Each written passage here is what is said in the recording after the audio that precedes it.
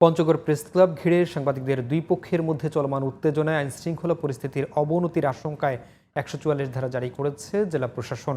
বৃহস্পতিবার দুপুরে পঞ্চগড়ের অতিরিক্ত জেলা ম্যাজিস্ট্রেট সুমন চন্দ্র দাস এই আদেশ জারি করেন। বুধবার রাতে এক পক্ষ শহরের পঞ্চগড় প্রেস ক্লাবের সামনে সড়ক অবরোধ করে বিক্ষোভ করে এবং অপর পক্ষ করতোয়া সেতুর প্রবেশ পথ অবরোধ করে বিক্ষোভ করে। এক পর্যায়ে প্রশাসনের আশ্বাসে অবরোধ তুলে নেয় তারা। পরে বৃহস্পতিবার সকালে সাংবাদিকদের দুটি পক্ষই প্রেস ক্লাবে অবস্থান কর্মসূচি দেয়। ফলে সংঘর্ষ এড়াতে প্রশাসনের পক্ষ থেকে ১৪৪ ধারা জারি করা হয়। পঞ্চগড় সদর উপজেলা নির্বাহী কর্মকর্তা জাকির হোসেন বলেন, আইনশৃঙ্খলা পরিস্থিতির অবনতির আশঙ্কায় পঞ্চগড় প্রেস ক্লাব ও পঞ্চগড় শহরের চৌরঙ্গি থেকে জালাশি মোড় পর্যন্ত এলাকায় ১৪৪ ধারা জারি করা হয়েছে। পরবর্তী নির্দেশ না দেওয়া পর্যন্ত জনসমাবেশ, অবৈধ অনুপ্রবেশ, মাইক বাজানো, সভা ও মিছিল পরিচালনা করা নিষিদ্ধ করা হয়েছে।